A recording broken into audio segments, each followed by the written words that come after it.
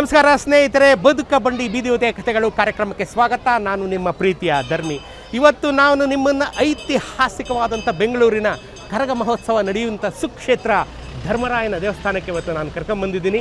ಈ ಹುಣ್ಣಿಮೆಯೆಂದು ನಡೆಯುವ ಪೇಟೆ ಕರಗ ಅಥವಾ ಹೂವಿನ ಕರಗ, ಕಣ್ಣು ಮನಗಳನ್ನು ತಣಿಸುವಂಥ ಹೂವಿನ ಕರಗ. ಸತತ 16 ವರ್ಷಗಳಿಂದ ಹೂವಿನ ಕರಗವನ್ನು ಹೊರತಿರ್ತಕ್ಕಂಥ ವೀರಕುಮಾರರು ಇನ್ನೇನು ಕೆಲವೇ ಗಂಟೆಗಳಲ್ಲಿ ತಮ್ಮ ದಿವ್ಯಾಲಂಕಾರದೊಂದಿಗೆ ಹೂವಿನ ಕರಗದೊಂದಿಗೆ ಈಚೆ ಬರಲಿದ್ದಾರೆ. ನನ್ನ ಹಿಂದೆ ನೀವು ನೋಡ್ತಾ ಇರತಕ್ಕಂಥದ್ದು ಧರ್ಮರಾಯನ ತೇರು. ಧರ್ಮರಾಯನ ತೇರು ಮುಂದೆ ಹೋಗಲಿದೆ. ಅದರ ಹಿಂದೆ ತ್ರಿಶೂಲ, ಅದರ ಹಿಂದೆ ದ್ರೌಪದಿಯ ಕರಗ ಹೊತ್ಕೊಂಡು ಸಕಲ ವೀರಕುಮಾರರು ಎಲ್ಲರೂ ಈಚೆ ಬರ್ತಾ ಇದ್ದಾರೆ. ಅದನ್ನು ನಿಮಗೆ ಇವತ್ತು ನಾನು ಪದರವಾಗಿ ತೋರಿಸ್ತೀನಿ. ಒಂದೊಂದು ಕಥೆಗಳನ್ನು, ಈ ದ್ರೌಪದಿಯ ಕರಗದ ಒಂದೊಂದು ಕಥೆಗಳನ್ನು ನಾನು ನಿಮ್ಗೆ ಹೇಳ್ತಾ ಬರ್ತೀನಿ. ಬನ್ನಿ.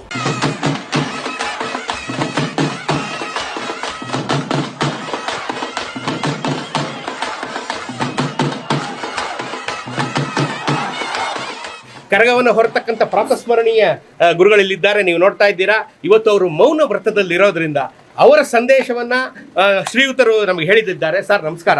ವರ್ಷ ಈ ಕರಗನ ಭಾಳ ವಿಜೃಂಭಣೆಯಿಂದ, ಭಾಳ ಐತಿಹಾಸಿಕವಾಗಿ, ಭಾಳ ಸಂತೋಷವಾಗಿ ನಡ್ಸ್ಕೊಂಡು ಬರ್ತಾ ಇದ್ದೀರಾ. ಈ ವರ್ಷ ಈ ಬೆಂಗಳೂರಿನ ಕರಗ ಮಾಡ್ತಾ ಇದ್ದೀರಲ್ಲ, ಬೆಂಗಳೂರಿನ ಜನಕ್ಕೆ ಏನು ಒಂದು ಸಂದೇಶ ಹೇಳಬೇಕು ಅಂತ ಇದು ಮಾಡ್ತೀರಾ? ಇವತ್ತು ಈ ಕರಗ ಅನ್ನೋದು 100 ವರ್ಷಗಳಿಂದ ಮಾಡ್ಕೊಂಡು ಬಂದಿದ್ದಾರೆ. ಅದರಲ್ಲೂ ಎತ್ತಿಗಳ ಜನಾಂಗ, ಅದರಲ್ಲೂ ಬನ್ನಿಕುಲ ಕ್ಷತ್ರಿಯ ಜನಾಂಗದವರು ಅವರದೇ ಆದಂಥ ಭಕ್ತಿ ಮತ್ತು ಭಾವನೆಗಳು ಮತ್ತು ಪೂಜಾ ಕೈಂಕರ್ಯಗಳಲ್ಲಿ ತೊಡಗಿಸ್ಕೊಂಡು 11 ದಿನಗಳ ಕಾಲ ನಿಷ್ಠೆಯಿಂದ ಮಾಡ್ತಾರೆ. ಆ ನಿಷ್ಠೆ ತಾವು ಯಾರಾದರೂ ಇರ್ತಕ್ಕಂಥ ಉಪವಾಸ ಇದ್ದು ಮಾಡ್ತಕ್ಕಂಥದ್ದು ಒಂದು. ಎರಡನೇದು, ಇವತ್ತು ಬೆಂಗಳೂರು ಐಡೆಂಟಿ ಈ ಕರಗ ವಿಶ್ವವಿಖ್ಯಾತ ಕರಗ ಅಂತಲೇ ಅದರ ಒಂದು. ಇಲ್ಲಿ ಏನಪ್ಪ ಅಂದರೆ, ಈ ದೇವಿ ಆದಿಪರಾಶಕ್ತಿ ಕರಗ ಧರ್ಮರಾಯ ಸ್ವಾಮಿ ದೇವಸ್ಥಾನ ಅಂತ 100 ವರ್ಷಗಳಿಂದ ಇರ್ತಕ್ಕಂಥ ಇತಿಹಾಸ ಇದೆ. ಬೆಂಗಳೂರು ನಗರಕ್ಕೆ ಐಡೆಂಟಿ ಜೊತೆಗೆ ಇವತ್ತು ನಮಗೆ ಈ ನಗರದಲ್ಲಿ ಯಾರೇ ಬಂದರೂ ಆಕರ್ಷಣೆ ಮತ್ತು ಆ ಒಂದು ನಗರಕ್ಕೆ ಸೇರ್ಪಡಿಸ್ತಕ್ಕಂಥ ಒಂದು ಶಕ್ತಿ ಏನಾದರೂ ಈ ಒಂದು ಬೆಂಗಳೂರಿಗಿದೆ ಅಂದರೆ ಅದು ನಮ್ಮ ಕರಗದಿಂದ. ಸೊ ಹಾಗಾಗಿ ಕರಗ ನೋಡೋಕ್ಕೆ ಬಂದವರು ಹಿಂದೆ ಹೇಳ್ತಾರೆ ಇಲ್ಲೇ ಬಂದು ಸೆಟ್ಲ್ ಆಗ್ಬಿಡ್ತಾ ಇದ್ರು. ಸೊ ಹಾಗೆ ಇವತ್ತು ಬೆಂಗಳೂರಿನಲ್ಲಿ ನಾವು ನೋಡ್ತಕ್ಕಂಥದ್ದು ಈ ಕರಗ ಮಾಡ್ತಕ್ಕಂಥ ವನ್ನಿಕೊಂಡವರು ಚಿಗುರು ಯಾರಿದ್ದಾರೆ, ಈ ಸುಮಾರು ಕಾರ್ಪೊರೇಷನ್ನು, ಯೂನಿಟಿ ಬಿಲ್ಡಿಂಗು, ಆ ಜಾಗ ಎಲ್ಲ ದೇವಸ್ಥಾನದ್ದೇ. ಇವತ್ತು ನಮಗೆ ಜಾಗ ಎಲ್ಲೂ ಇಲ್ಲ. ಕಬ್ಬನ್ ಪಾರ್ಕು ನಮ್ಮದೇ. ಇವತ್ತು ನಿಮ್ಗೆ ಇನ್ನೊಂದು ಮಾಹಿತಿ ಕೊಡ್ತೀನಿ. ಇದು ಕುಂಜಣ್ಣ ಗರಡಿ ಅಂತಿದೆ. ಈ ಗರಡಿ ಇದ್ದಿದ್ದೆಲ್ಲಪ್ಪ ಅಂದರೆ ಕಬ್ಬನ್ ಪಾರ್ಕಲ್ಲಿ ಈ ಗರಡಿ ಇದ್ದಿದ್ದು. ಈಗಲೂ ಇದೆ, ಈಗಲೂ ಇದೆ. 120-125 ವರ್ಷದಿಂದ ಅಲ್ಲಿ ಇನ್ನೂ ಇದೆ, ಆ ಕಟ್ಟಡ ಇದೆ.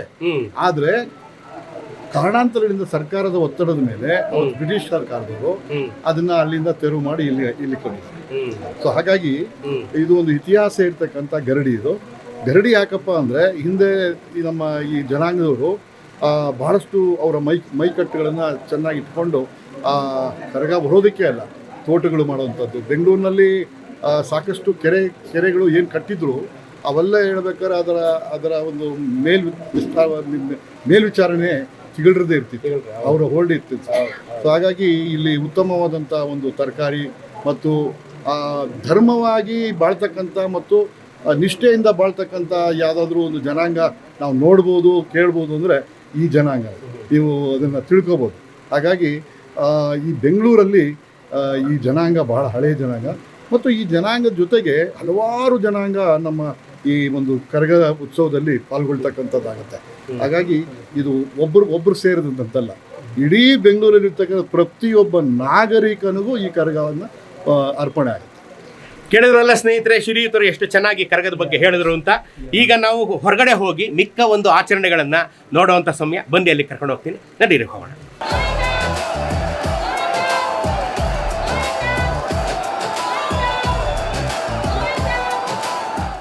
ಸ್ನೇಹಿತರೆ, ಈಗ ನಾವು ದೇವಸ್ಥಾನದ ವ್ಯವಸ್ಥಾಪನಾ ಸಮಿತಿ ಅಧ್ಯಕ್ಷರಾದಂಥ ಶ್ರೀ ಚಲ್ಕರಿ ನಾರಾಯಣ ಸ್ವಾಮಿ ಅವರನ್ನ ಮಾತಾಡಿಸ್ತಾ ಇದ್ದೀವಿ. ಸರ್ ನಮಸ್ಕಾರ.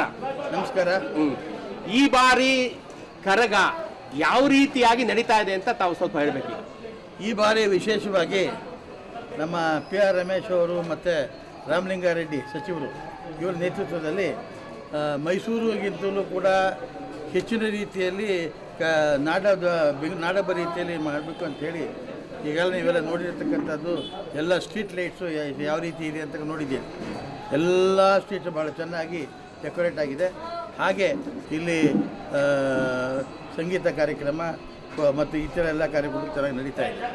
ಹಾಗೆಯೇ ನಮ್ಮ ಈ ಒಂದು ಬೆಂಗಳೂರು ಕರಗ 2024ನೇ ತಾರೀಕಿನಿಂದ 3ನೇ ತಾರೀಕಿನವರೆಗೂ 11 ದಿನಗಳ ಕಾಲ ನಡೀತಕ್ಕಂಥ ಕಾರ್ಯಕ್ರಮ ಹಸಿ ಕರಗ ಅಂತ ಏನು ಹೇಳ್ತೀವಿ. ಇದರ ವಿಶೇಷತೆ ಏನಪ್ಪ ಅಂತ ಹೇಳಿದ್ರೆ, ಈಗ ನಮ್ಮ ಈ ಎರಡು ಇತಿಹಾಸ ಇದೆ, ರಾಮಾಯಣ ಮತ್ತು ಮಹಾಭಾರತ ಅಂತ. ರಾಮಾಯಣದಲ್ಲಿ ಅಲ್ಲಿ ವಿಷ್ಣು ಮಹಾರಾಜನಾಗಿ ಒಬ್ಬ ರಾಕ್ಷಸನ ಸಂಹಾರ ಮಾಡೋದಕ್ಕೆ ಅವತಾರ ಎತ್ತಿರ್ತಾನೆ. ಆದರೆ ಮಹಾಭಾರತದಲ್ಲಿ ಇಲ್ಲಿ ವಿಷ್ಣು ಕಿಂಗ್ ಮೇಕರ್ ಆಗಿ ಅನೇಕ ರಾಕ್ಷಸನ ಕೊಲ್ಲೋದಕ್ಕೋಸ್ಕರವಾಗಿ ಆದಿಶಕ್ತಿ ಸ್ವರೂಪಣೆ ಆದಂಥ 5 ಶ್ರೇಷ್ಠ ಗುಣಗಳನ್ನು ಹೊಂದಿರತಕ್ಕಂಥ ಪಂಚಪಾಂಡವರು, ಪಂಚಮಹಾಭೂತಗಳ ತತ್ವಗಳನ್ನು ಹೊಂದಿರತಕ್ಕಂಥ ಪಂಚಪಾಂಡವರ ಜೊತೆಯಲ್ಲಿ ಆದಿಶಕ್ತಿ ದ್ರೌಪದಿ ದೇವಿ ಸೇರಿ ಅಧರ್ಮಿಗಳನ್ನೆಲ್ಲ ಸಂಹಾರ ಮಾಡೋದಕ್ಕೆ ಮಹಾಭಾರತದಲ್ಲಿ ಇವರು ಅವತಾರ ಎತ್ತಿರ್ತಾರೆ. ಎಲ್ಲವೂ ಮುಗಿದ ಮೇಲೆ ಆ ತಾಯಿ ಸ್ವರ್ಗಾರೋಹಣ ಅಂತ ಬರ್ತದೆ. ಸ್ವರ್ಗಾರೋಹಣದಲ್ಲಿ ಹೋಗ್ತಾ ಇರ್ತಕ್ಕಂಥ ಸಮಯದಲ್ಲಿ ದ್ರೌಪದಿ ತಾಯಿ ಮೂರ್ಛೆ ಬಿದ್ದುಬಿಡ್ತಾರೆ. ಬಿದ್ದ ತಕ್ಷಣ ಇವಳನ್ನು ಒಬ್ಬ ತಿಮರಾಸುರ ಅಂತ ಕೆಣ್ಕೊಂಡು ಬರ್ತಾನೆ ಇರ್ತಾನೆ. ಆಗ ಎಚ್ಚೆತ್ಕೊಂಡ ಅವಳು ಎಷ್ಟು ಬುದ್ಧಿ ಹೇಳಿದ್ರು ಕೂಡ ತಿಮರಾಸುರ ಕೇಳೋದಿಲ್ಲ. ಆಗ ಕೋಪಿಷ್ಠಳಾದಂಥ ದ್ರೌಪದಿ ದೇವಿ ತನ್ನ ಮಾತೃಗಣಗಳ ಶಕ್ತಿಯೊಂದಿಗೆ ಆಮೇಲೆ ತ್ರಿಮೂರ್ತಿಗಳ ಶಕ್ತಿಯನ್ನು ಪಡೆದು ಗೋವಿಂದನ ಸಹಾಯದೊಂದಿಗೆ ಆದಿಶಕ್ತಿ ಸ್ವರೂಪಿಣಿಯಾಗಿಬಿಟ್ಟು ಕೋಪಿಷ್ಠಲಾಗಿ ಗೌಡರನ್ನು, ಗಣಾಚಾರ್ಯಗಳನ್ನು, ಬಾಂಕಾದಾಚಾರ್ಯರನ್ನು, ವೀರಕುಮಾರನ್ನು ಸೃಷ್ಟಿ ಮಾಡ್ತಾರೆ. ಇದು ಒಂದು ಸೇನೆ. ಈ ಸೇನೆ ಆ ತಿಮರಾಸುರ ಸಂಹಾರ ಮಾಡ್ತಾರೆ. ತಕ್ಷಣ ಅವು ಅದೃಷ್ಟರಾಗ್ಬಿಡ್ತಾರೆ. ಆಗ ಬಹಳ ದಿಗ್ಭ್ರಾಂತರಾದಂಥ ಈ ವೀರಕುಮಾರರೆಲ್ಲ ಏನು ಮಾಡ್ತಾರೆ, ಚೂಪಾದ ಕತ್ತಿಗಳಿಂದ ತಮ್ಮ ಎದೆ ಮೇಲೆ ಬಡ್ಕೋತಾರೆ, ಡಿಕ್ಟಿ ಅಂತ. ಅಂದರೆ ದಾರಿ ತೋರಿಸು ನಮ್ಮ ಇಲ್ಲಿ ಆಯ್ಕೆ ಮಾಡ್ಕೊಂಡ್ಬಿಡ್ತೀವಿ ಅನ್ನುವುದು ಡಿಕ್ಟಿ ಅಂತ. ಇವತ್ತು ವೀರಕುಮಾರರು ಚೂಪಾದ ಅಲುಗಿನಿಂದ ಅವರು ಎದೆ ಮೇಲೆ ಹೊಡ್ಕೊಳ್ಳೋದು ಇವತ್ತು ನೋಡಿ, ಅದು ಅಲುಗು ಸೇವೆ ಅಂತ ಹೇಳ್ತೀವಿ. ಹಾಗೆ ಮಾಡ್ತಿರ್ತ ಸಮಯದಲ್ಲಿ ಗೋವಿಂದನ ಜೊತೆ ದ್ರೌಪದಿ ತಾಯಿ ಬರ್ತಾಳೆ.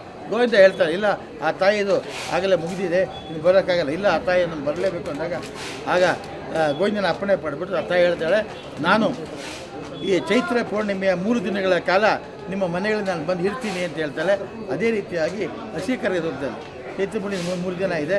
ಇವತ್ತು ಹಸಿ ಕರಗ ಅಂತ ಏನು ನಡೀತದೆ, ಆ ಸರ್ವಶ್ರೇಷ್ಠ ಸಂಪನ್ನಳಾದಂಥ ತಾಯಿಯನ್ನು ಆಕರ್ಷಣೆ ಆಹ್ವಾನಿಸ್ಕೊಳ್ಳೋದು. 12 ಗಂಟೆಗೆ ಹೋದರೆ 3 ಗಂಟೆಗೂ ಮಂತ್ರ ಪಠಣ. ಅಂದರೆ ನಾವು ಗಂಟೆ ಪೂಜಾರಿಗಳು ಇಲ್ಲಿ ವೇದ ಗೀತ ಅಂತಲ್ಲ, ನಮ್ಮ ಅರಿವಿನ ಭಾಷೆ ತಿಗಳಾರಿ ಭಾಷೆಯಲ್ಲೇ, ನಮ್ಮ ಭಾಷೆಯಲ್ಲೇ ಆ ಮಂತ್ರ ಪಠಗಳನ್ನು ಮಾಡ್ತಾ ಇರ್ತಾರೆ.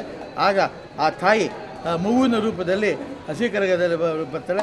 ಆ ಮಗುವಿನ ರೂಪದ ಹಸಿ ಕರಗನ ಕಂಕನಲ್ಲಿ ಇಟ್ಕೊಂಡು ಅದೇ ಹಸಿ ಕರಗದ ರೂಪದಲ್ಲಿ ನಮ್ಮ ದೇವಸ್ಥಾನಕ್ಕೆ ಬಂದು ಇಲ್ಲಿ ಒಂದು ಶಕ್ತಿ ಪೀಠ ಇದೆ, ಅಲ್ಲಿ ಆವರಿಸ್ಕೊಳ್ತಾಳೆ. ತದನಂತರ 1ನೇ ತಾರೀಕು ನಮ್ಮ ಹೂವಿನ ಕರಗ ಅಂತೀರ, ಅದನ್ನು ಹೂವಿನ ಅಲಂಕಾರ ಮಾಡಿ ಇಡೀ ನಮ್ಮ ಕೆಂಪೇಗೌಡ ಕಟ್ಟಿರ್ತಕ್ಕಂಥ ಏನು ಇದೆಯಲ್ಲ ಆ ಒಳಗಡೆ, ಆ ಸೀಮೆ ಒಳಗಡೆ ಎಲ್ಲ ಒಂದು ಸುಮಾರು 26 ಕಿಲೋಮೀಟರ್ಗಳ ಕಾಲ ಎಲ್ಲರೂ ಕೂಡ ಸಂಚಾರ ಮಾಡಿ ದರ್ಶನವನ್ನು ಕೊಡ್ತಾಳೆ. ಈ ಉದಾಹರಣೆ ಎಲ್ಲೆಲ್ಲಿ ಈ ತಾಯಿ ದರ್ಶನ ಕೊಟ್ಟಿರ್ತಾಳೆ ಅಲ್ಲೆಲ್ಲನೂ ಕೂಡ ಲಕ್ಷ್ಮಿ ಹಂಗೆ ಇದ್ದಾರೆ. ಉದಾಹರಣೆಗೆ ನೀವು SP ರೋಡ್ ನೋಡಿ, ತಣ್ಣನ ಆಗ್ತಾಯಿದೆ. ಅವಿನಿ ರೋಡ್ ನೋಡಿ, ಹಂಗೆ ಕಾಟನ್ ಪೇಟೆಯಲ್ಲಿ ನೋಡಿ, ಎಲ್ಲ ಕಡೆಯೂ ಕೂಡ ಈ ಲಕ್ಷ್ಮಿ ಹಂಗೆ. ಅದಕ್ಕಾಗಿ ಈ ತಾಯಿಯ ದರ್ಶನ ಮಾಡೋದ್ರಿಂದ ನಮಗೂ ಕೂಡ ಒಳ್ಳೆಯದಾಗ್ತದೆ, ನಾವು ನಮ್ಮ ಲಕ್ಷ್ಮಿ ಚೆನ್ನಾಗಿ ಸಿಗ್ತದೆ, ಆರೋಗ್ಯವೇ ಸಿಗುತ್ತೆ ಅಂದ್ಬಿಟ್ಟು ಆ ದರ್ಶನಕ್ಕಾಗಿ ಲಕ್ಷಾಂತರ ಮಂದಿ ಕಾಯ್ತಾ ಇರ್ತಾರೆ.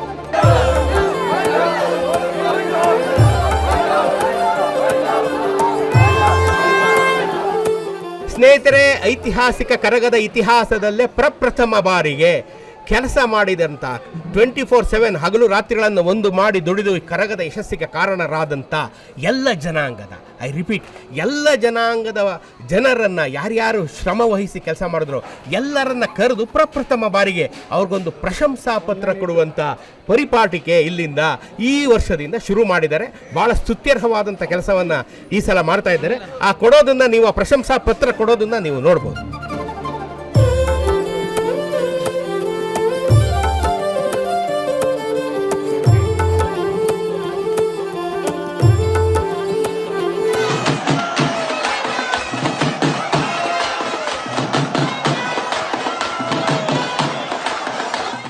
ಈಗ ದೇವಸ್ಥಾನದ ಅರ್ಚಕರಾದಂಥ ಆದಿಶಕ್ತ್ಯಾತ್ಮಕ ಹೇಮಂತರವ್ರನ್ನ ಮಾತಾಡಿಸ್ತಾ ಇದ್ದೀನಿ. ಅವ್ರು ಏನು ಹೇಳ್ತಾರೆ ಈ ಐತಿಹಾಸಿಕದ ಕರಗದ ಬಗ್ಗೆ ಕೇಳೋಣ. ಸರ್ ನಮಸ್ಕಾರ. ನಮಸ್ಕಾರ ಸರ್. ಏನು ಈ ಸರಿ ವಿಶೇಷ ಏನು ಕರಗದ್ದು? ಸರ್, ಈ ಸಲ ವಿಶೇಷ ಅಂದರೆ ಮೈಸೂರು ದಸರಾದಲ್ಲಿ ಹೆಂಗೆ ವಿಜೃಂಭಣೆಯಿಂದ ಅಲಂಕಾರ ಮಾಡ್ತಾರೆ, ದೀಪಾಲಂಕಾರ, ಅದೇ ರೀತಿಯಾಗಿ ನಮ್ಮ ಸಚಿವರಾದ ಮಂತ್ರಿಗಳಾದ ರಾಮಲಿಂಗಡ್ಡಿ ಅವರು ಈ ಬಾರಿ ಭಾಳ ಮುತುವರ್ಜಿಯಿಂದ ಅವರೇ ಉತ್ಸವ ತೆಗೆದುಕೊಂಡು ಎಲ್ಲೆಲ್ಲಿ ದೇವರ ಕರಗ ಸುತ್ತೋತ್ಸವ ಸಂಚಲನೆ ಆಗುತ್ತೆ ಎಲ್ಲ ಭಾಗದಲ್ಲೂ ವಿಜೃಂಭಣೆಯಿಂದ ವಿದ್ಯುತ್ ಅಲಂಕಾರ ವ್ಯವಸ್ಥೆ ಮಾಡಿದ್ದಾರೆ. ಮತ್ತು ದೇವಸ್ಥಾನಕ್ಕೆ ಸಂಬಂಧಪಟ್ಟಂತೆ ಯಾವುದೇ ತೊಂದರೆಗಳಾಗ್ತಿರಂತೆ ಮತ್ತು ಏನೇ ಅಲಂಕಾರ ವಿಚಾರವಾಗಲಿ, ದೇವಸ್ಥಾನದ ರಥದಾಗಲಿ ಅಥವಾ ಜನಾಂಗದ ಸಮಸ್ಯೆಗಳಾಗಲಿ ಯಾವುದಕ್ಕೂ ಏನೂ ಸಮಸ್ಯೆ ಬರ್ದಿರ ಈ ಹಬ್ಬವನ್ನು ನಾಡಿನಾದ್ಯಂತ ಭಾಳ ವಿಜೃಂಭಣೆಯಿಂದ ಮಾಡಬೇಕಂತ ತೀರ್ಮಾನಿಸಿ ಇವತ್ತಿನವರೆಗೂ ಅವರು ಭಾಳ ಮುತುವರ್ಜಿಯಿಂದ ನಡೆಸ್ಕೊಂಡು ಬರ್ತಾಯಿದ್ದಾರೆ. ಈಗಾಗಲೇ ನಮ್ಗೆ ತಿಳಿಸಂತ ಇದು ವಿಶ್ವವಿಖ್ಯಾತ ಬೆಂಗಳೂರು ಕರಗ 8 ವರ್ಷಗಳ ಇತಿಹಾಸ ಮತ್ತು 1026 ವರ್ಷ ಈ ಕರಗ ದೇವಸ್ಥಾನಕ್ಕೆ ಇತಿಹಾಸ ಇರೋದು. ಅನಾದಿ ಕಾಲದಿಂದ ಇದು ಐತಿಹಾಸಿಕ ಪ್ರಖ್ಯಾತವಾಗಿರೋದು. ನಾವು ಎಂದಿನಂತೆ ಈ ಬಾರಿ ಭಾಳ ವಿಜೃಂಭಣೆಯಿಂದ ಕರಗ ನಡೆಸ್ತಾ ಇದ್ದೀವಿ. ಈ ಸಲದ ಕರಗದಲ್ಲಿ, ಐತಿಹಾಸಿಕ ಕರಗದಲ್ಲಿ ಬೆಂಗಳೂರಿನ ಜನತೆಗೆ ನೀವೇನು ಒಂದು ಸಂದೇಶ ಕೊಡಬೇಕು ಅಂತಿದ್ದೀರಾ ಹೇಳಿ. ಸರ್, ಇದು ಬೆಂಗಳೂರಿನ ಹಬ್ಬ ಸರ್, ಇದು ನಮ್ಮ ಕರ್ನಾಟಕದ ಹಬ್ಬ. ಆಮೇಲೆ ಇದು ಸುಮಾರು ಸಾವಿರಾರು ವರ್ಷಗಳ ಇತಿಹಾಸ ಇರೋದು. ಏನು ನಮ್ಮ ನಾಡಿನ ಜನತೆಗೆ ಏನು ಹೇಳ್ತೀನಿ ಅಂದರೆ, ನಾಡಿನ ಜೊತೆ ಭಾಳ ಸುಭಿಕ್ಷವಾಗಿ ಲೋಕ ಕಲ್ಯಾಣವಾಗಲಿ, ಎಲ್ಲರಿಗೂ ಒಳ್ಳೆಯ ಆರೋಗ್ಯ ಐಶ್ವರ್ಯ ಸಿಗಲಿ ಮತ್ತು ಕಲ್ಯಾಣವಾಗಲಿ ರಾಜ್ಯ ಅಂತ ನಾವು ಹಾರೈಸ್ತೀವಿ. ಈ ಥರ ಸಾಂಸ್ಕೃತಿಕ ಕಾರ್ಯಕ್ರಮಗಳಲ್ಲಿ, ಈ ಥರ ಹಬ್ಬಗಳಲ್ಲಿ ದಯವಿಟ್ಟು ಬನ್ನಿ, ನೀವು ದೇವರ ದಿವ್ಯ ದರ್ಶನವನ್ನು ಪಡೆಯಿರಿ. ಇದೆಲ್ಲ ಒಂದ್ಸಿನ ಲೈಫ್ ಟೈಮ್ ಜನ್ರೇಷನಲ್ಲಿ ನಡೆಯುವಂಥ ಹಬ್ಬಗಳು. ಆ ಕ್ಷಣ ತಾಯಿ ಆದಿಶಕ್ತಿ ದೇವರು ಈ ಭೂಮಿಗೆ ಧರೆಗಿಳಿದು ಬರ್ತಾರೆ. ಆ ತಾಯಿಯ ದರ್ಶನ ಪಡೆದು ಎಲ್ಲರಿಗೂ ಒಳ್ಳೆಯದಾಗಲಿ ಅಂತ ಹಾರೈಸ್ತೀವಿ ಸರ್. ಕೇಳಿದ್ರಲ್ಲ ಸ್ನೇಹಿತರೆ, ಆದಿಶಕ್ತ್ಯಾತ್ಮಕ ಹೇಮಂತ್ ಅವರು ಅರ್ಚಕರು, ದೇವಸ್ಥಾನದ ಅರ್ಚಕರು. ಅವರ ಹಿತನುಡಿಗಳನ್ನು ಕೇಳಿದ್ದೀರಾ. ನಾವೆಲ್ಲರೂ ಸೇರಿ ತಾಯಿಯನ್ನು ಪ್ರಾರ್ಥಿಸೋಣ. ಈ ಸರಿ ನಾಡಿಗೆ ಮಳೆ, ಬೆಳೆ, ಸುಖ, ಆರೋಗ್ಯ, ಶಾಂತಿ, ನೆಮ್ಮದಿ ಎಲ್ಲವೂ ಸಿಗಲಿ ಅಂತ ಪ್ರಾರ್ಥಿಸೋಣ ಅಲ್ವೇ?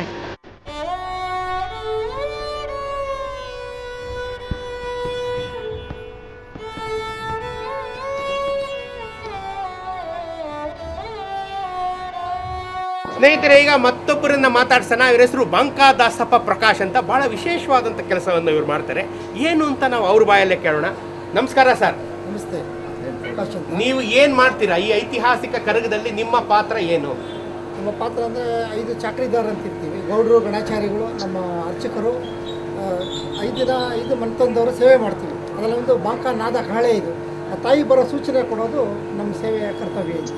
ನಮ್ಮ ತಾತ ಅವರು, ನಮ್ಮ ತಂದೆಯವರು, ನಮ್ಮ ಅಣ್ಣ ಅವರು, ಈಗ ನಾವು ಸೇವೆ ಮಾಡ್ತಾ ಇದ್ದೀವಿ. ಈಗ ನಿಮ್ಮ ಮುಂದೆನೂ ಹಿಂಗೆ ಮಾಡ್ಕೊಂಡು ಹೋಗ್ತೀರಾ? ಮಾಡ್ತೀವಿ ಸರ್, ಮಾಡ್ತೀವಿ ಸರ್. ಮೈಸೂರು ದಸರಾ, ಬೆಂಗಳೂರು ಕರಗ ಇದು ನಾಣ್ಣುಡಿ ಇದೆ. ನಾಣ್ಣುಡಿಗೆ ತಕ್ಕನಾಗೆ ನಡ್ಸ್ಕೊಂಡು ಬರ್ತಾ ಇದ್ದೀವಿ. ಇದು ನಾವು ಅನುಕೂಲ ಶಕ್ತಿಯದವರು ನಡ್ಸ್ಕೊಂಡು ಬರ್ತಾ ಇದ್ರು. ಪ್ರತಿಯೊಬ್ಬರಿಗೂ ದರ್ಶನ ಆಗಬೇಕು, ಎಲ್ಲ ಜನಾಂಗದವ್ರಿಗೂ ತಾಯಿ ದರ್ಶನ ಆಗಬೇಕು. ಮೈಸೂರು ದಸರಲ್ಲಿ ಏನು ಆನೆ ಒಂದು ಕೇಂದ್ರ ಬಿಂದು ಆಗಿರುತ್ತೋ, ಇಲ್ಲಿ ನಮ್ಮ ಅರ್ಚಕರು, ಕರಗವರವರು ಇಡೀ ಜನಾಂಗಕ್ಕೆ ಕೇಂದ್ರ ಬಿಂದು ಆಗಿರ್ತಾರೆ. ನಾವು ಅವ್ರನ್ನ ದ್ರೌಪದಿ ತಾಯಿ ಸ್ವರೂಪದಲ್ಲಿ ಅಮ್ಮ ಅಂತಲೇ ಕರಿತೀವಿ.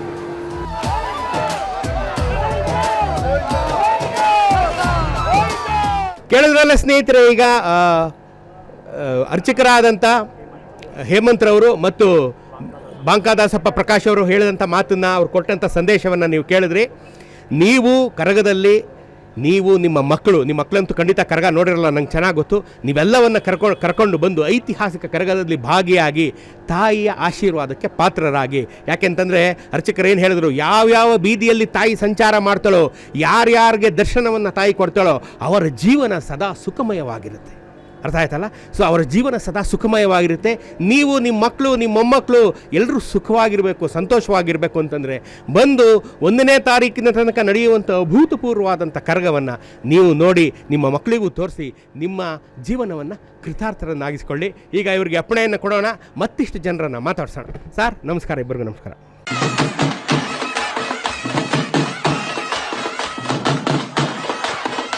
ಸ್ನೇಹಿತರೆ, ಇವತ್ತು ನಮ್ಮ ಜೊತೆ ಸಚಿವರಾದಂಥ ಶ್ರೀಯುತ ರಾಮಲಿಂಗಾರೆಡ್ಡಿ ಅವರಿದ್ದಾರೆ. ಈ ಸಲದ ಐತಿಹಾಸಿಕ ಕರಗಕ್ಕೆ ಏನು ವಿಶೇಷ? ಸರ್ಕಾರದ ಕಡೆಯಿಂದ ಒಂದು ವಿಶೇಷವಾದಂಥ ಉಡುಗೊರೆ ಇದೆ. ಅದೇನು ಅಂತ ಸಚಿವರ ಬಾಯಲ್ಲೇ ಕೇಳೋಣ. ಸರ್ ನಮಸ್ಕಾರ. ನಮಸ್ಕಾರ. ಈ ಸಲ ಸರ್ಕಾರದ ವತಿಯಿಂದ ಐತಿಹಾಸಿಕ ಧರ್ಮರಾಯನ ಕರಗಕ್ಕೆ ಏನು ವಿಶೇಷವಾದಂಥ ಕೊಡುಗೆ? ಈಗ ನಮ್ಮ ಬೆಂಗಳೂರಲ್ಲಿ ಲಕ್ಷಗಟ್ಟಲೆ ಜನ ಸೇರೋದು ಒಂದು ಕರಗ. ಇದು ಸುಮಾರು 900-1000 ವರ್ಷಗಳ ಇತಿಹಾಸ ಇರ್ತಕ್ಕಂಥದ್ದು.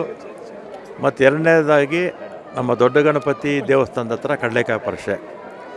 ಇದೆರಡು ಬಿಟ್ಟರೆ ಬೇರೆ ಕಡೆ ಅಷ್ಟು ಲಕ್ಷಗಟ್ಟಲೆ ಸೇರೋ ಜನ ಅಂಥದ್ದು ಬೆಂಗಳೂರು ನಗರದಲ್ಲಿ ಆ ರೀತಿ ಯಾವುದೂ ಇಲ್ಲ. ಯಾವುದೋ ಬೆಂಗಳೂರು ಹಬ್ಬ ಅಂತ ಮಾಡಿದಾಗ ಒಂದು ಸಲಿಕೆ ಇದರಲ್ಲಿ ಪ್ಯಾಲೇಸಲ್ಲಿ ಒಂದಷ್ಟು ಆಗಿ ಸೇರ್ತಿದ್ರು. ಅದಾದಮೇಲೆ ಮತ್ತು ನಮ್ಮ ಸಂಸ್ಕೃತಿಗೆ ಸಂಬಂಧಪಟ್ಟಾಗೆ ದೊಡ್ಡ ಗಣಪತಿ ದೇವಸ್ಥಾನ ಮತ್ತು ವಿಶೇಷವಾಗಿ ಕರಗ ಹೆಚ್ಚು ಲಕ್ಷಗಟ್ಟಲೆ ಜನ ಸೇರ್ತಾರೆ. ಮತ್ತು ಈ ಸಲ ನಾನು ದೊಡ್ಡ ಗಣಪತಿ ದೇವಸ್ಥಾನಕ್ಕೂ ಅಷ್ಟೇ ಕಡಲೆಕಾಯಿ ಪರಿಷೆಗೆ ಮೊದಲು ಬರೀ 2 ದಿನ ಮಾಡ್ತಿದ್ರು. 2 ದಿನ ಅಂದರೆ ಏನು ಬೇಗ ಆಗ್ಬಿಡೋದು.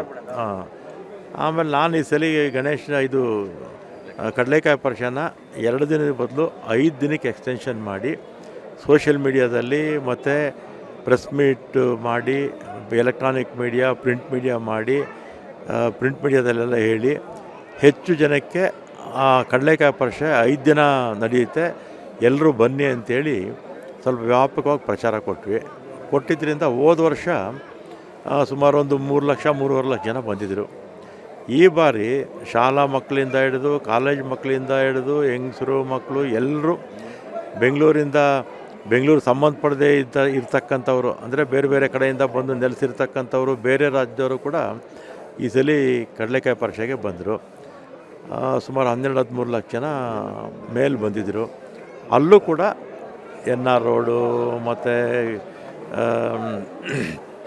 ಸುತ್ತಮುತ್ತಲಿರ್ತಕ್ಕಂಥ ಬುಲ್ ಟೆಂಪಲ್ ರೋಡು ಮತ್ತು ನಮ್ಮ ವಿ ಪ್ರಮುಖ ರಸ್ತೆಗಳು, ಆಮೇಲೆ ಗಾಂಧಿ ಬಜಾರು ಎಲ್ಲ ಅಲ್ಲೂ ಕೂಡ ಇದೇ ರೀತಿ ಲೈಟಿಂಗ್ಸ್ ಎಲ್ಲ ಮಾಡಿಸಿದ್ದೆ. ಆಮೇಲೆ ನಮ್ಮ BBMP ಅವರು ಕೂಡ ವ್ಯವಸ್ಥೆಗಳು ಭಾಳ ಚೆನ್ನಾಗಿ ಮಾಡಿದರು. ದೇವಸ್ಥಾನದ ಒಳಗಡೆ ನಾವು ಯಾವ ರೀತಿ ಹಾಸನಂಬೆನಲ್ಲಿ ಹೂವಿಂದ ಅಲಂಕಾರ ಮಾಡಿಸಲ್ಲ ಅವ್ರನ್ನೇ ಕರೆಸಿ ದೇವಸ್ಥಾನದಲ್ಲೂ ಕೂಡ ಮಾಡಿಸಿದ್ವಿ. ಇದೆಲ್ಲ ಮಾಡಿದ್ರಿಂದ ಏನಾಯಿತು, ಜನಕ್ಕೆ ಸ್ವಲ್ಪ ಅಟ್ರಾಕ್ಷನ್ ಬಂತು, ಜನ ಜಾಸ್ತಿ ಬಂದರು. ಮತ್ತು ಕರಗ ಇದು 100 ಅಲ್ಲ 1000 ವರ್ಷಗಳ ಇತಿಹಾಸ ಇರ್ತಕ್ಕಂಥ ಕರಗ ಈ ಸಲ ಭಾಳ ವಿಜೃಂಭಣೆಯಿಂದ ಮಾಡಬೇಕು ಅಂತ ನಾವು, ನಮ್ಮ ಅಧ್ಯಕ್ಷರು, ಎಲ್ಲ ಸಮಿತಿಯ ಸದಸ್ಯರು ನಾವೆಲ್ಲ ಕೂತು ಮಾತಾಡಿ, ನಮ್ಮ ಇಲಾಖೆ ಅಧಿಕಾರಿಗಳು ನಾವೆಲ್ಲ ಕೂತು ಮಾತಾಡಿ ಮೊದಲೇನು ಮಾಡ್ತಿದ್ರು, ಲೈಟಿಂಗ್ಸು ಈ ಟೆಂಪಲ್ ಹತ್ರ ಮಾತ್ರ ಹಾಕೋರು. ನಾನು ಈ ಸಲ ಕರಗ ಎಲ್ಲೆಲ್ಲಿ ಹೋಗುತ್ತೆ ಅದೆಲ್ಲ ಕಡೆ ಕೂಡ ಲೈಟಿಂಗ್ಸು ಮೈಸೂರು ಮಾದರಿಯಲ್ಲಿ ಹಾಕಬೇಕು ಅಂಥೇಳಿ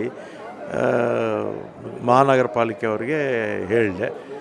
ಮತ್ತು ಸ್ವಚ್ಛತೆ ಬಗ್ಗೆ 3 ಟೀಮ್, ಈ 24x7 ಅಂತಾರಲ್ಲ ಆ ರೀತಿ 3 ಟೀಮ್ ಮಾಡಿಕೊಂಡು ಸ್ವಚ್ಛತೆ ಬಗ್ಗೆ ಮತ್ತು ಪಾಟೋಲ್ಸ್ ಬಗ್ಗೆ, ಡಬ್ರೀಸ್ ಕ್ಲಿಯರೆನ್ಸ್ ಬಗ್ಗೆ, ಮತ್ತು ಕುಡಿಯೋ ನೀರಿನ ಬಗ್ಗೆ, ಮತ್ತು ಈ ಟಾಯ್ಲೆಟ್ಸು, ಮತ್ತು ಪೊಲೀಸ್ ಬಂದೋಬಸ್ತು ಸುಮಾರು 800 ಜನ ಲಾ ಆ್ಯಂಡ್ ಆರ್ಡರ್ ಹಾಕಿದ್ದಾರೆ, ಒಂದು 200 ಜನ ಟ್ರಾಫಿಕ್ನವ್ರು ಹಾಕಿದ್ದಾರೆ.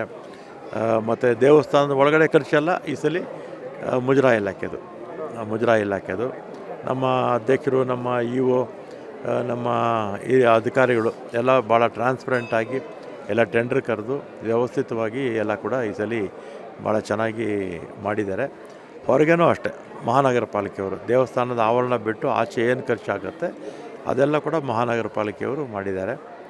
ಮತ್ತು ಮುಖ್ಯಮಂತ್ರಿಗಳಿಗೂ ಆಹ್ವಾನ ಕೊಟ್ಟಿದ್ವಿ, ಉಪಮುಖ್ಯಮಂತ್ರಿಗಳು ಮತ್ತು ಈ ಭಾಗದ ಶಾಸಕರು, ಮತ್ತು ಬೆಂಗಳೂರಿನಲ್ಲಿ ಪ್ರೋಟೋಕಾಲ್ ಪ್ರಕಾರ ಯಾರ್ಯಾರು ಬೇಕೋ ಎಲ್ಲರಿಗೂ ಕೂಡ ಕರೆದಿದ್ದೀವಿ. ನೋಡೋಣ ಯಾರ್ಯಾರು ಬರ್ತಾರೆ, ನೋಡೋಣ ಸಾಯಂಕಾಲ. ಒಟ್ಟಿನಲ್ಲಿ ಜನಕ್ಕಂತೂ ಈ ಲೈಟಿಂಗ್ಸ್ ಬಗ್ಗೆ ಸ್ವಲ್ಪ ಅರೇಂಜ್ಮೆಂಟ್ಸು ಇದರ ಬಗ್ಗೆ ವಿಶೇಷ ಇರೋದರಿಂದ ಈ ಬಾರಿ ಹೆಚ್ಚು ಜನ ನಾವು ನಿರೀಕ್ಷೆ ಮಾಡಿದ್ದೀವಿ. ಆಮೇಲೆ ಬೆಂಗಳೂರಲ್ಲಿ ಏನಾಗುತ್ತಂದರೆ ನಮ್ಮ ರಾಜ್ಯದ ಬೇರೆ ಬೇರೆ ಜಿಲ್ಲೆಗಳಿಂದ ಬಂದಿರತಕ್ಕಂಥ ಜನ ಲಕ್ಷಗಟ್ಟಲೆ ಇದ್ದಾರೆ. ಬೇರೆ ರಾಜ್ಯಗಳಿಂದ ಬಂದು ಕೂಡ ನಮ್ಮ ಬೆಂಗಳೂರಲ್ಲಿ ನೆಲೆಸಿರ್ತಕ್ಕಂಥವರು ಕೂಡ ಲಕ್ಷಗಟ್ಟಲೆ ಜನ ಇದ್ದಾರೆ. ಆ ಜನ ಬರಬೇಕು. ನಮ್ಮ ಈ ಕರಗವನ್ನು ನಾವೇ ನೋಡೋದಕ್ಕಿಂತಲೂ ಬೇರೆ ಜಿಲ್ಲೆಯವರು, ಬೇರೆ ರಾಜ್ಯವರು ಎಲ್ಲ ಬಂದು ನೋಡಿದ್ರೆ ಏನಾಗುತ್ತೆ, ಅವ್ರಿಗೂ ಕೂಡ ಕರಗ ಯಾವ ರೀತಿ ನಡೆಯುತ್ತೆ ಅಂತ, ಯಾಕೆ ಈ ಕರಗಕ್ಕೆ ಇಷ್ಟು ಮಹತ್ವ ಬಂತು ಅಂತ ಅವ್ರಿಗೂ ಕೂಡ ಗೊತ್ತಾಗಬೇಕು. ಕೇಳಿದ್ರಲ್ಲ ಸ್ನೇಹಿತರೆ, ಈ ಸರಿ ಮುಜರಾಯಿ ಇಲಾಖೆ ವತಿಯಿಂದ ಶ್ರೀಯುತ ರಾಮಲಿಂಗಾರೆಡ್ಡಿಯವರು ಕರಗ ಎಲ್ಲೆಲ್ಲಿ ಹೋಗುತ್ತೆ ಎಲ್ಲ ಕಡೆಗೂ ಮೈಸೂರು ದಸರಾದಲ್ಲಿ ಯಾವ ರೀತಿ ಲೈಟಿಂಗ್ ಮಾಡಿದ್ರು ಅದೇ ರೀತಿಯಾದಂಥ ಲೈಟಿಂಗ್ನ ಅರೇಂಜ್ ಮಾಡಿದ್ದಾರೆ. ದೇವಸ್ಥಾನದ ಒಳಗಡೆ ಇರತಕ್ಕಂಥ ಅಷ್ಟು ಅಲಂಕಾರವನ್ನು ಮುಜರಾಯಿ ಇಲಾಖೆ ವಹಿಸ್ಕೊಂಡಿದೆ. ಹಾಗಾಗಿ ನಾವು ಶ್ರೀಯುತ ರಾಮಲಿಂಗಾರೆಡ್ಡಿಯವರಿಗೂ, ಸನ್ಮಾನ್ಯ ಮುಖ್ಯಮಂತ್ರಿಗಳಿಗೂ ನಮ್ಮ ಕಡೆಯಿಂದ, ನಿಮ್ಮೆಲ್ಲರ ಕಡೆಯಿಂದ ಕರ್ನಾಟಕ ಸರ್ಕಾರಕ್ಕೆ ಅಭಿನಂದನೆಗಳನ್ನು ಸಲ್ಲಿಸೋಣ ಅಲ್ವೇ.